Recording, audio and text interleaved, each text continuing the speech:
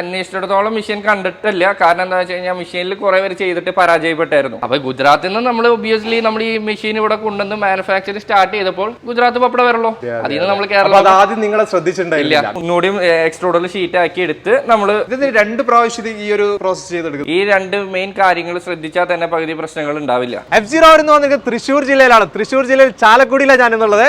Consume പപ്പടം എന്ന് പറയുന്ന ഒരു കമ്പനിയിലാണ് വന്നിരിക്കുന്നത്. ഈ പപ്പട കമ്പനിയിൽ വരാൻ മെയിൻ കാരണം എന്ന് പറയുന്നത് ഒരു 21 വയസ്സുകാരൻ ഒരു പപ്പട കമ്പനി സ്റ്റാർട്ട് ചെയ്തു. എന്നാൽ അത് 8 നിലയിൽ പൊട്ടിയ ഒരു അവസ്ഥയിൽ നിന്ന് വീണ്ടും നല്ല രീതിയിൽ അതിനെ മാറ്റിയെടുത്തുകൊണ്ട് ഇന്ന് കേരളത്തിൽ വലിയ രീതിയിൽ തന്നെ പപ്പടം നിർമ്മിച്ച് വിതരണം ചെയ്തുകൊണ്ടിരിക്കുന്നത്.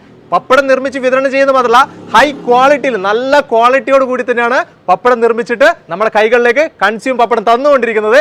എന്തൊക്കെയാണ് വിശേഷം നമുക്ക് കാണാം. നേരെ കമ്പനിക്കകത്തേക്ക്. കൺസ്യൂം പപ്പട കമ്പനിയുടെ ഓണറായിട്ടുള്ള ഷോണാണ് ഇപ്പൊ എന്റെ മുന്നിലുള്ളത്. കൂടെ മമ്മി ഷൈനി ചേച്ചിയുണ്ട്. ഷോണി പഠിച്ചത് കെമിക്കൽ എഞ്ചിനീയറിംഗ് അല്ലേ? അതെ. എന്നാൽ തുടങ്ങിയതോ ഒരു പപ്പട കമ്പനി. അതെ. ഇതൊരു പ്രത്യേകമായിട്ട് നമുക്ക് എടുത്തു പറയേണ്ട ഒരു കാര്യമാണ്. ഇങ്ങനെ ഈ ഒരു പപ്പട കമ്പനിയിലേക്ക് വരാനുള്ള ഒരു കാരണം എന്തായിരുന്നു? ഫസ്റ്റ് തന്നെ ഞാൻ പഠിച്ചത് കെമിക്കൽ എഞ്ചിനീയറാണ്. ചേട്ടൻ പറഞ്ഞ പോലെ എൻ്റെ ഒരു ഡ്രീം എന്ന് പറഞ്ഞാൽ ഒരു ബിസിനസ് സ്റ്റാർട്ട് ചെയ്യണം.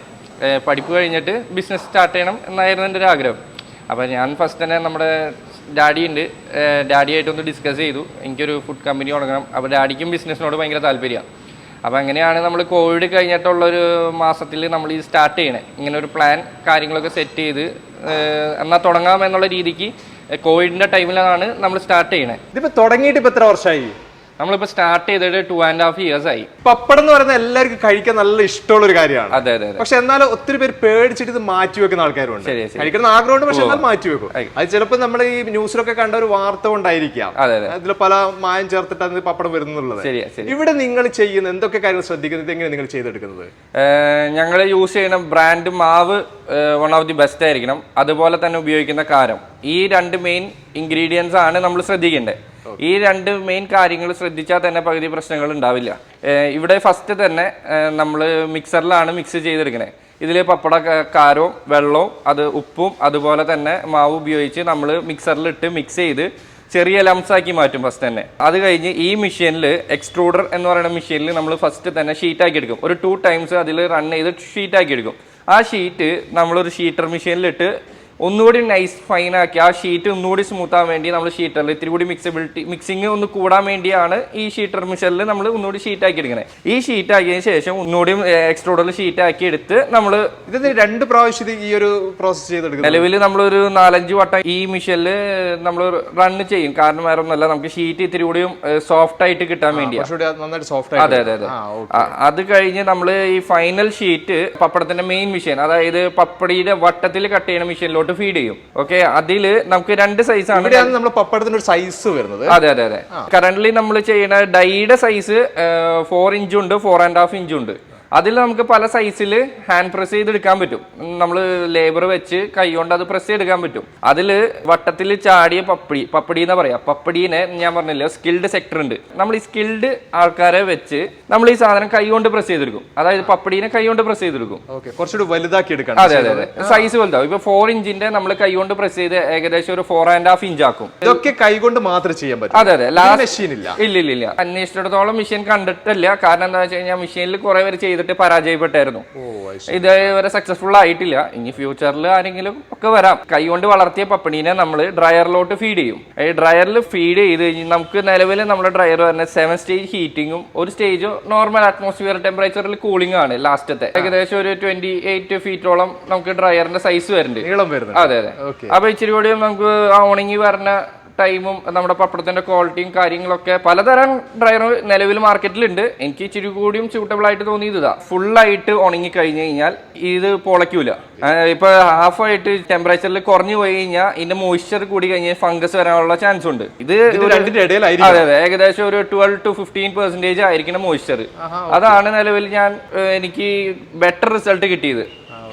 ഇതിൽ നമ്മൾ പാക്ക് ചെയ്ത് എനിക്ക് ഒരു 45 days വരെ എനിക്ക് എക്സ്പയറി കിട്ടിയിട്ടുണ്ട്. 45 days? അതെ അതെ. കാരണം ഒന്ന് നമ്മൾ ചൂസ് ചെയ്യുന്ന മാവ് നല്ലതായിരിക്കണം. ഈ മാവിൽ ഇതില്ലെങ്കിൽ പ്രശ്നമില്ലെങ്കിൽ ഫൈനൽ പ്രൊഡക്റ്റിലും ഈ പ്രശ്നം കുറവായിരിക്കും. ഇത് കഴിഞ്ഞതിന് ശേഷം പിന്നെ പാക്കിംഗ് സെക്ഷനിൽ നമുക്ക് ഒന്ന് ഹൊറിസോണ്ടൽ ഫ്ലോ പാക്കിംഗ് മെഷീനും ഉണ്ട്, പിന്നെ നമുക്ക് ഒരു ബാൻസീലും ഉണ്ട്. ഇപ്പൊ രണ്ടിലുമാണ് നമ്മൾ പാക്ക് ചെയ്തുകൊണ്ടിരിക്കുന്നത്. ഈ ഹൊറിസോണ്ടൽ ഫ്ലോ പാക്കിംഗ് മെഷീന്റെ ഒരു ഗുണം എന്താണെന്ന് വെച്ച് കഴിഞ്ഞാൽ ഇച്ചിരി കൂടി എയർ ടൈറ്റ് പാക്കിംഗ് ആയിരിക്കും. ഈ എയർ ടൈറ്റ് പാക്ക് ചെയ്യുമ്പോൾ നമ്മുടെ പ്രൊഡക്റ്റിന്റെ എയർ കയറാണ്ടാവുമ്പോൾ തന്നെ നമുക്ക് യൂസ് ചെയ്യുന്ന മെറ്റീരിയലിലുണ്ട്, പാക്കിങ്ങിന്റെ മെറ്റീരിയലിലുണ്ട്. അപ്പൊ നമുക്ക് ഈ ഇതിൽ യൂസ് ചെയ്യുമ്പോൾ എയർ ടൈറ്റ് ആയിരിക്കും പാക്കറ്റ്.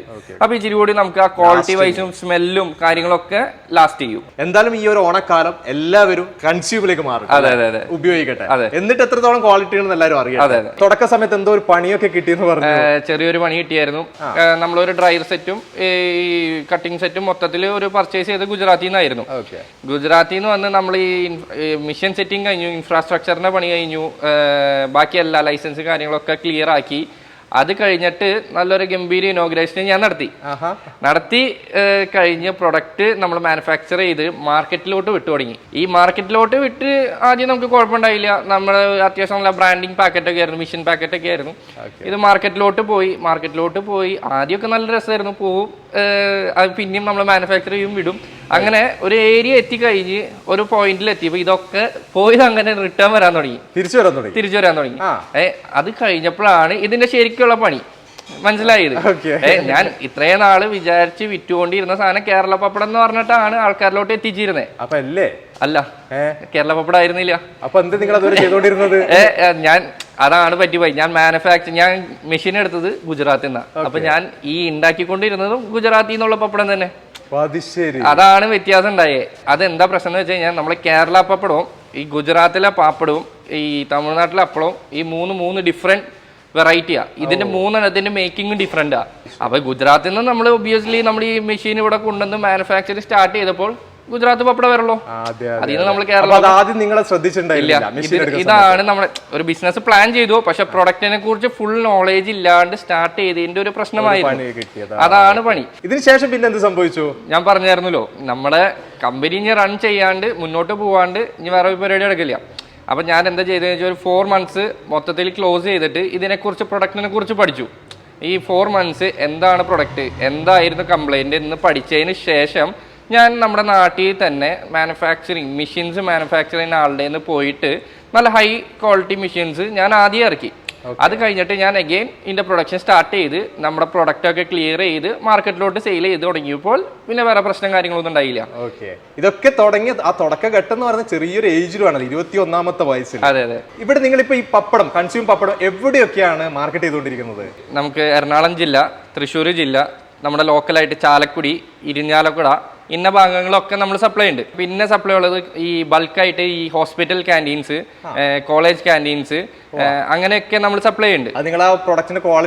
അതെ. നമ്മൾ ഫസ്റ്റ് ഈ ഓർഡർ എടുക്കാൻ പോകുമ്പോൾ തന്നെ നമ്മുടെ സാമ്പിൾ കൊണ്ട് അവർ സ്പോട്ടിൽ വറുത്ത് നോക്കി ഷെഫിന് ഇഷ്ടപ്പെടാണെങ്കിൽ മാത്രമാണ്, നല്ല റെപ്യൂട്ടഡ് ആയിട്ടുള്ള ഹോസ്പിറ്റലുകാർ മാത്രമേ നമുക്ക് ഓർഡർ തരുള്ളൂ. അല്ലെങ്കിൽ അവർ പ്രൈസ് ബേസിസിൽ ക്വാളിറ്റി ബേസിലൊക്കെ എടുക്കുള്ളൂ. ചിലപ്പോൾ കുറഞ്ഞത് എടുക്കും, ചിലപ്പോൾ കൂടുതൽ എടുക്കും. റെപ്യൂട്ടഡ് ആയിട്ടുള്ള നല്ല ക്യാൻറ്റീൻസ് ഒക്കെ ആണെങ്കിൽ സ്പോട്ടിൽ വറുത്ത് നോക്കി അതിന്റെ ക്വാളിറ്റി ഇഷ്ടപ്പെട്ടതിന് ശേഷം മാത്രമാണ് നമുക്ക് ഇതിന്റെ ഓർഡർ തരുള്ളൂ. ഇതിപ്പോ ഈ വീഡിയോ കാണുമ്പോൾ ഒത്തിരി പേര് ചിലപ്പോൾ ഡിസ്ട്രിബ്യൂഷന് വേണ്ടിയിട്ട് വിളിക്കാൻ സാധ്യതയുണ്ട്. അത്ര നല്ല പ്രോഡക്റ്റ് ആണ് നിങ്ങൾ ഇപ്പോൾ കൊടുത്തുകൊണ്ടിരിക്കുന്നത്. അങ്ങനെ വിളിക്കുകയാണെങ്കിൽ കൊടുക്കാൻ നിങ്ങൾ റെഡിയാണോ? റെഡിയാണ്. നമുക്ക് തീർച്ചയായിട്ടും നമ്മൾ ഇത്രയും വലിയൊരു യൂണിറ്റ് നടത്തുമ്പോൾ ഉറപ്പായിട്ടും ഡിസ്ട്രിബ്യൂഷൻ കൊടുക്കാനാണ് നമുക്ക് താല്പര്യം. കാരണം നമുക്ക് നമ്മുടെ പ്രൊഡക്റ്റ് കേരളത്തിൽ എവിടെ എത്തുവാനാണ് നമുക്ക് ആഗ്രഹം. തീർച്ചയായിട്ടും. അപ്പൊ നമ്മൾ തീർച്ചയായിട്ടും ഡിസ്ട്രിബ്യൂഷൻ കൊടുക്കും. അതിന്റെ ഡീറ്റെയിൽസ് നമ്മളെ കോൺടാക്ട് ചെയ്ത് കഴിഞ്ഞാൽ നമ്മൾ പറഞ്ഞു കൊടുക്കും. അത് എത്ര ദൂരത്താണ് കേരളം മുഴുവൻ എവിടെയും കൊടുക്കാം? ക്വാണ്ടിറ്റി ബേസിൽ ഇപ്പൊ നമ്മൾ ഡിപ്പെൻസ്, നമ്മുടെ ക്വാണ്ടിറ്റി അവർ തരുന്ന ക്വാണ്ടിറ്റിയും കാര്യങ്ങളും ഡിപ്പെൻഡ് ചെയ്ത് നമുക്ക് എങ്ങനെ വേണമെങ്കിലും ട്രാൻസ്പോർട്ട് ചെയ്യാം കേരളത്തിൽ. പ്രൈസ് എങ്ങനെ പറയാൻ പറ്റും? പ്രൈസ് പല ക്വാണ്ടിറ്റി ഉണ്ട്. അങ്ങനെയാണ് നമ്മൾ പ്രൈസ് സെറ്റിങ്. അറൗണ്ട് 20 റുപ്പീസിനുണ്ട്, 50 റുപ്പീസിനുണ്ട്, 70 റുപ്പീസിനുണ്ട്, അങ്ങനെ മുകളിലോട്ട് ക്വാണ്ടിറ്റി ബേസ് ചെയ്തായിരിക്കും നമ്മൾ പ്രൈസിങ്. ഇപ്പൊ നിലവിൽ നമ്മൾ കടയിൽ സെയിൽ ചെയ്തുകൊണ്ടിരിക്കുന്നത് 20 റുപ്പീസിന്റെ പാക്കറ്റാണ്. അതായത് 80 grams 14 പീസാണ്. ഏകദേശം 4.5 ഇഞ്ചിന്റെ അടുത്ത് വട്ടമുള്ള ഒരു പപ്പടമാണ് നമ്മൾ നിലവിൽ മാർക്കറ്റിൽ സെയിൽ ചെയ്തുകൊണ്ടിരിക്കുന്നത്. പിന്നെ ഡിപ്പെൻഡ് അപ്പോൺ ദി കസ്റ്റമറിന്റെ സൈസ്. ചിലവര് നമുക്ക് സ്പെഷ്യൽ ഓർഡറുകൾ തരും. അതിൽ നമുക്ക് അതിന്റെ സൈസ് എത്രയാണെന്ന് വെച്ചാൽ തന്നാൽ നമ്മൾ അതേപോലെ ചെയ്തു കൊടുക്കും. ഇത്രയാണ് കൺസ്യൂം പപ്പടത്തിന്റെ വിശേഷങ്ങൾ. അടിപൊളിയായിട്ട് തന്നെയാണ് ഷോണും മമ്മിയും ഇവിടുന്ന് ഈ പപ്പടങ്ങളൊക്കെ ചെയ്തിട്ട് നമ്മളെ കൈകളിലേക്ക് എത്തിച്ചുകൊണ്ടിരിക്കുന്നത്. നിങ്ങൾ കണ്ടല്ലോ, ആദ്യം മുതൽ ലാസ്റ്റ് വരെയുള്ള എല്ലാ രീതിയിലുള്ള പ്രോസസ്സും എങ്ങനെയാണ് ചെയ്തിരുന്നത് എല്ലാം നമ്മൾ കണ്ടു കഴിഞ്ഞു. അതേപോലെ തന്നെ പപ്പടം മാത്രമല്ല ഇവിടെ ചെയ്യുന്നത്, അച്ചാറുകളും ചെയ്യുന്നുണ്ട്. കൂടുതലായിട്ട് നിങ്ങൾക്ക് എന്തെങ്കിലും അറിയണമെന്ന് വിളിക്കുക കേട്ടോ. ഞാൻ എന്നും കൊടുക്കുന്ന നമ്പർ ഡിസ്ക്രിപ്ഷനിൽ ആഡ് ചെയ്ത് വിളിക്കാം. നിങ്ങൾക്ക് ബാക്കി കാര്യങ്ങളൊക്കെ സംസാരിക്കാം. അടുത്ത ദിവസം അടിപൊളി വീഡിയോ ആയിട്ട് നിങ്ങളുടെ മുന്നിലേക്ക് വരാം. Okay, by.